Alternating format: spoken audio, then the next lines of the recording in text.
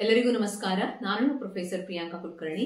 ಇವತ್ತಿನ ತರಗತಿಯಲ್ಲಿ ನಾವು stages or steps of new product development ಬಗ್ಗೆ ಡಿಸ್ಕಸ್ ಮಾಡ್ತಾ ಇದ್ದೇವೆ.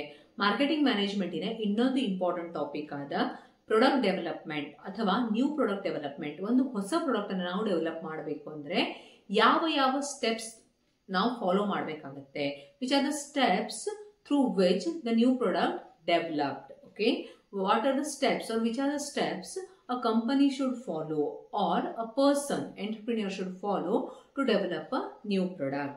So as a business person we have to think so that we can remember these steps. ನಾವು ಇದನ್ನ ನೆನಪಿಟ್ಟುಕೊಳ್ಳಬಹುದು. ನೋಡಿ, ಯಾವುದೇ ಒಂದು ಪ್ರಾಡಕ್ಟ್ ಅನ್ನ ಡೆವಲಪ್ ಮಾಡಬೇಕಾದ್ರೆ ಮೊದಲನೇದಾಗಿ ಏನ್ ಬರುತ್ತೆ ಹೇಳಿ, ನಮ್ಮ ತಲೆಯಲ್ಲಿ ಐಡಿಯಾಸ್ ಬರುತ್ತೆ.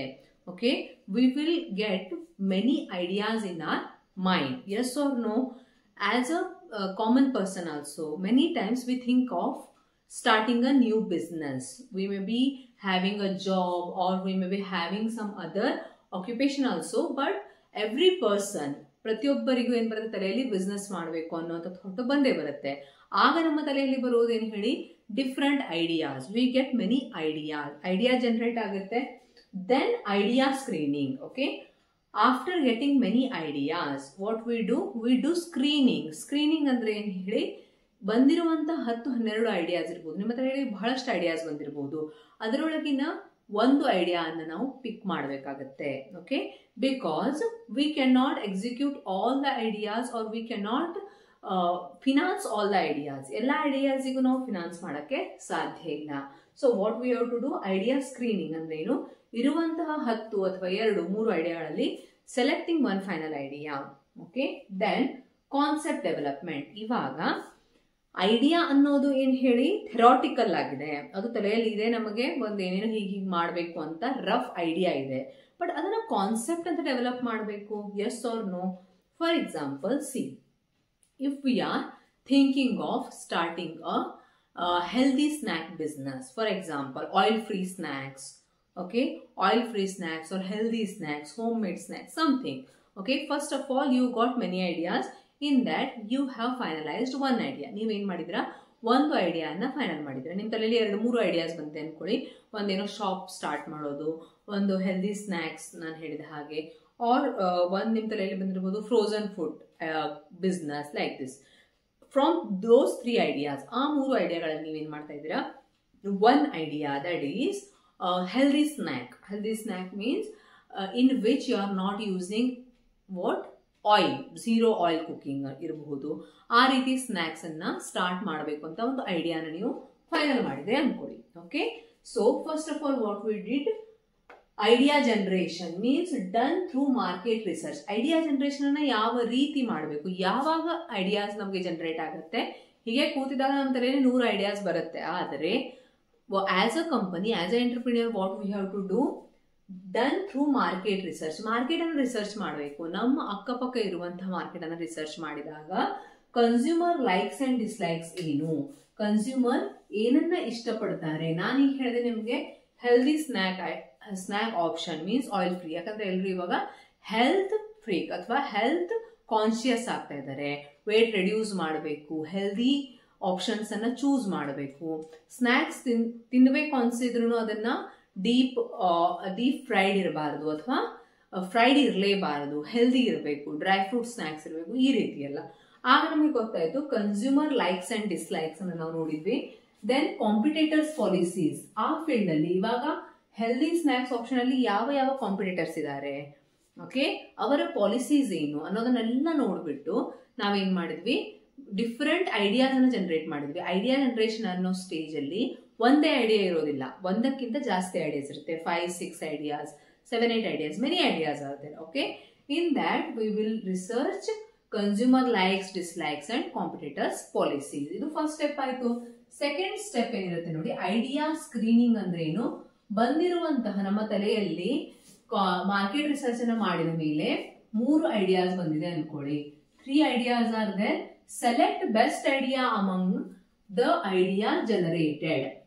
ನಮ್ಮ ತಲೆಯಲ್ಲಿ ಕ್ರಿಯೇಟ್ ಆಗಿರುವಂತಹ 3-4 ಐಡಿಯಾಸ್ ಇರ್ಬೋದು, ಎಷ್ಟೇ ಐಡಿಯಾಸ್ ಇರ್ಬೋದು, ಅದರಲ್ಲಿ ಒಂದನ್ನ ಮಾತ್ರ ಫೈನಲ್ ಮಾಡುವುದು. ನಾನು ಹೇಳಿದಾಗೆ frozen food, healthy snack options and another one idea. You got 3 ideas. From those you have selected one best idea. ಒಂದು ಬೆಸ್ಟ್ ಐಡಿಯಾನ ನೀವು ಫೈನಲ್ ಮಾಡಿದ್ರ, that is healthy snack option. Then third one is concept development. Okay, ನೀವೇನು healthy snacks oil free cooking ಅಂತ final ಮಾಡಿದ್ರಿ ಅನ್ಕೊಳ್ಳಿ. ಅದನ್ನ ನಾವು ಬಾಯಿ ಮಾತಿನಲ್ಲಿ ಹೇಳಿದ ಹಾಗಲ್ಲ. ಕಾನ್ಸೆಪ್ಟ್ ಡೆವಲಪ್ಮೆಂಟ್ ಅಂದ್ರೆ ಏನು?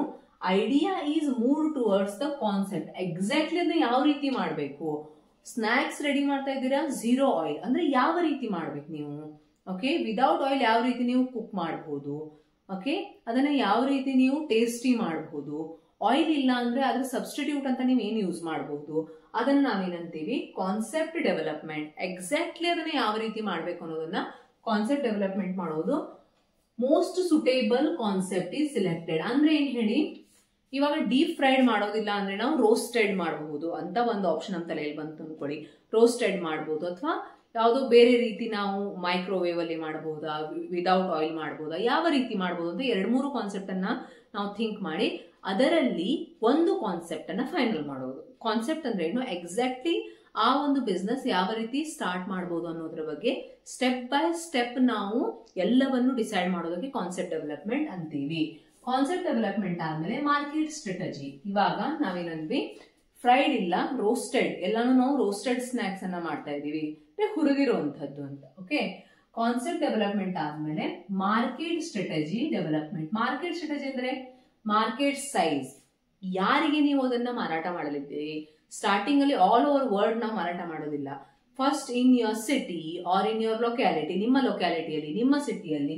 So what is your market size. Market ಅಲ್ಲಿ ಪ್ರಾಡಕ್ಟ್ ಡಿಮಾಂಡ್, ಪ್ರಾಡಕ್ಟ್ ಗೆ ಎಲ್ಲಿ ಡಿಮಾಂಡ್ ಇದೆ ನೀವು ನೋಡ್ಬೇಕು. ಇವಾಗ ನೀವಿರುವಂತಹ ಊರಲ್ಲಿ ಅದಕ್ಕೆ ಡಿಮಾಂಡ್ ಇದೆಯಾ. For example, you are living in small village.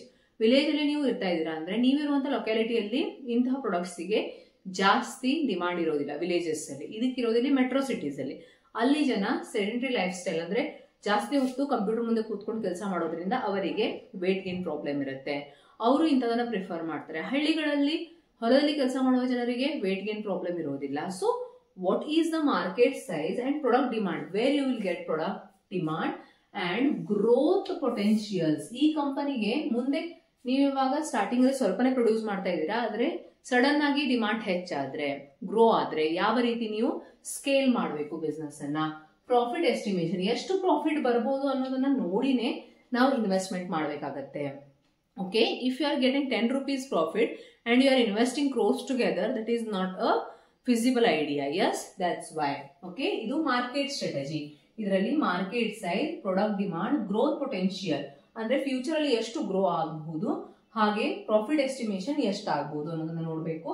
Next business analysis. ನೋಡಿ, ಮಾರ್ಕೆಟ್ ಅನಾಲಿಸಿಸ್ ಬೇರೆ, ಮಾರ್ಕೆಟ್ ಸ್ಟ್ರಾಟಜಿ ಬೇರೆ, ಬಿಸಿನೆಸ್ ಅನಾಲಿಸಿಸ್. ಬಿಸಿನೆಸ್ ಅನಾಲಿಸಿಸ್ ಅಲ್ಲಿ ಸೇಲ್ಸ್, ಎಸ್ಟಿಮೇಷನ್ ಆಫ್ ಸೇಲ್ಸ್, ಎಷ್ಟು ಸೇಲ್ ಆಗಬಹುದು, ಅದರೊಂದಿಗೆ ಫ್ರೀಕ್ವೆನ್ಸಿ ಆಫ್ ಪರ್ಚೇಸ್ ಅಂದ್ರೆ ಬಾರಿ ಬಾರಿ ಎಷ್ಟು ಸಲ ಜನ ಅದನ್ನ ಪರ್ಚೇಸ್ ಮಾಡಬಹುದು. Again and again, frequency means again and again how many times they will purchase it.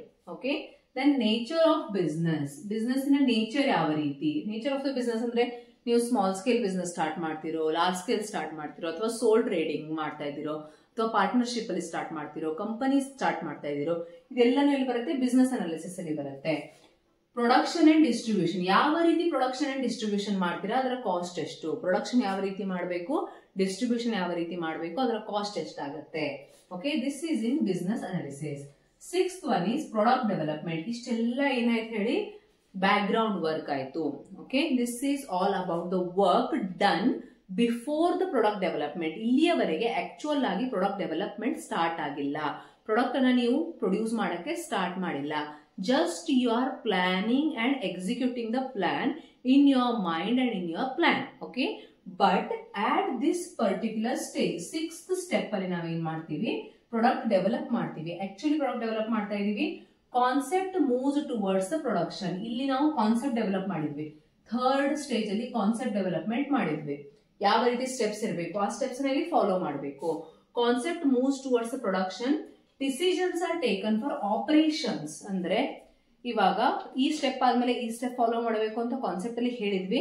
ಅದನ್ನ ಆಕ್ಚುಯಲ್ ಆಗಿ ಆಪರೇಟ್ ಮಾಡೋದು, ಆಕ್ಚುಯಲ್ ಆಗಿ ಕೆಲಸ ಇಲ್ಲಿ ಸ್ಟಾರ್ಟ್ ಆಗುತ್ತೆ. Raw material conversion into finish product starts at this stage. Okay, then technical and commercial feasibility ಅಂದ್ರೆ ನಾವು idea ಏನೋ ಮಾಡಿದೀವಿ, ರೋಸ್ಟ್ ಮಾಡ್ತಾ ಇದೀವಿ, ಡೀಪ್ ಫ್ರೈ ಮಾಡ್ತಾ ಇಲ್ಲ ಅಂತ ಥಿಂಕ್ ಮಾಡಿದೀವಿ, ಆದ್ರೆ ಎಷ್ಟು ಫಿಸಿಬಲ್ ಆಗಿದೆ, ಎಷ್ಟು ಪ್ರಾಕ್ಟಿಕಲ್ ಆಗಿದೆ, ಟೆಕ್ನಿಕಲ್ ಆಗಿಯೂ ಕೂಡ ಮತ್ತು ಕಮರ್ಷಿಯಲ್ ಆಗಿಯೂ ಕೂಡ.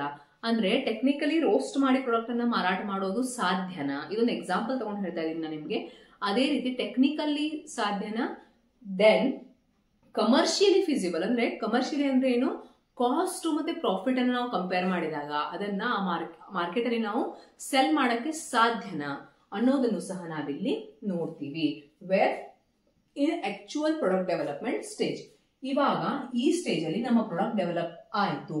At this stage we have developed small quantity of products, then we are launching that in test market. ಅಂದ್ರೆ ಒಂದು ಸ್ಮಾಲ್ ಮಾರ್ಕೆಟ್ ಅನ್ನ ನಾವು ಸೆಲೆಕ್ಟ್ ಮಾಡಿ ಅಲ್ಲಿ ಪ್ರಾಡಕ್ಟ್ ಅನ್ನ ಲಾಂಚ್ ಮಾಡ್ತೀವಿ.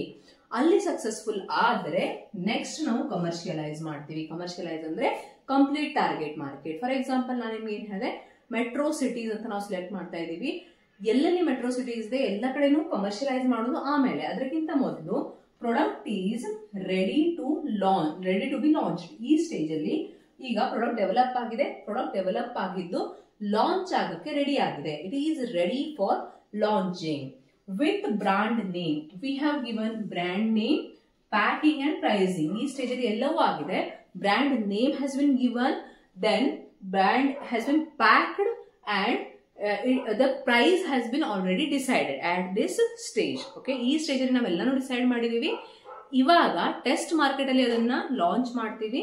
After launching in the test market, if it got good response, then we will launch in target market. ನಾವು target market ಅಲ್ಲಿ ಎಲ್ಲೆಲ್ಲಿ ಟಾರ್ಗೆಟ್ ಮಾರ್ಕೆಟ್ ಅಂತ ನಾವು ಡಿಸೈಡ್ ಮಾಡಿದೀವಿ ಅಲ್ಲಿ ನಾವು ಅದನ್ನ ಲಾಂಚ್ ಮಾಡ್ತೀವಿ. ಅದನ್ನ ನಾವು ಕಮರ್ಷಿಯಲೈಸೇಷನ್ ಅಂತ ಕರಿತೀವಿ. Commercialisation means what? launched across the target market. ಅಂದ್ರೆ ಎಲ್ಲ ಮೆಟ್ರೋ ಸಿಟೀಸ್ ಅನ್ನು ನಾವು ಆಮೇಲೆ ಅದನ್ನ ಲಾಂಚ್ ಮಾಡಕ್ಕೆ ಸ್ಟಾರ್ಟ್ ಮಾಡ್ತಾ ಇದ್ದೀವಿ with proper strategy and plan. ಅದಕ್ಕಾಗಿ ನಾವು ಟಾರ್ಗೆಟ್ ಮಾರ್ಕೆಟ್ ಅಲ್ಲಿ ಸಕ್ಸಸ್ ಆದ ಮೇಲೆ, ಟಾರ್ಗೆಟ್ ಮಾರ್ಕೆಟ್ ಅಲ್ಲಿ ಸಕ್ಸಸ್ ಆದಾಗ ಅಲ್ಲಿ ಏನೇನು ಅನಾನುಕೂಲತೆಗಳಾಯ್ತು, ಏನೇನು ಐಡಿಯಾಸ್ ಕ್ಲಿಕ್ ಆಯ್ತು, ಅದನ್ನೆಲ್ಲ ನಾವು ಒಂದ್ ಸ್ವಲ್ಪ ಏನಂತೀವಿ ಅಲ್ಟ್ರೇಷನ್ ಮಾಡಿಕೊಂಡು ಆಮೇಲೆ ಟಾರ್ಗೆಟ್ ಮಾರ್ಕೆಟ್ ಅಲ್ಲಿ ಅದನ್ನ ಲಾಂಚ್ ಮಾಡ್ತೀವಿ. ಅದನ್ನ ಕಮರ್ಷಿಯಲೈಸೇಷನ್ ಅಂತ ಕರೀತಾರೆ. From the point of view of your net set exam, you have to remember all the 8 steps which are those. First idea generation. ನೀವು ಒಂದು ಸ್ಟೋರಿ ತರ ಕ್ರಿಯೇಟ್ ಮಾಡ್ಕೊಂಡು ನೆನಪಿಟ್ಕೊಂಡ್ರೆ ನೆನಪಿರುತ್ತೆ. ಐಡಿಯಾ ಜನರೇಟ್ ಮಾಡಬೇಕು, ಅದರಲ್ಲಿ ನಾವು ಒಂದು ಐಡಿಯಾನ ಸೆಲೆಕ್ಟ್ ಮಾಡಬೇಕು, ಐಡಿಯಾ ಸ್ಕ್ರೀನಿಂಗ್. ದೆನ್ ಆ ಐಡಿಯಾದ ಕಾನ್ಸೆಪ್ಟ್ ಅನ್ನ ಡೆವಲಪ್ ಮಾಡಬೇಕು. ಅದಾದ್ಮೇಲೆ ಮಾರ್ಕೆಟ್ ಸ್ಟ್ರಾಟಜಿ, ಅದಾದ್ಮೇಲೆ business analysis, product development, test market and commercialisation. Like this 8 steps ಇದೆ ಒಂದು ಹೊಸ ಪ್ರಾಡಕ್ಟ್ ಅನ್ನ ಡೆವಲಪ್ ಮಾಡಿ ಮಾರ್ಕೆಟ್ಗೆ ಲಾಂಚ್ ಮಾಡೋದಕ್ಕೆ. I hope you got the idea about all the 8 steps. Very important topic. You have to read carefully. Thank you very much. Videos ಅನ್ನ share ಮಾಡಿ, subscribe ಮಾಡಿ. ಅದೇ ರೀತಿ ನಿಮ್ಮ ಡೌಟ್ಸ್ ಏನು ಇದ್ರೆ ನೀವು ಕಮೆಂಟ್ ಸೆಕ್ಷನ್ ಅಲ್ಲಿ ತಿಳಿಸಬಹುದು. ಧನ್ಯವಾದಗಳು. ಮುಂದಿನ ತರಗತಿಯಲ್ಲಿ ಮತ್ತೆ ಭೇಟಿಯಾಗೋಣ.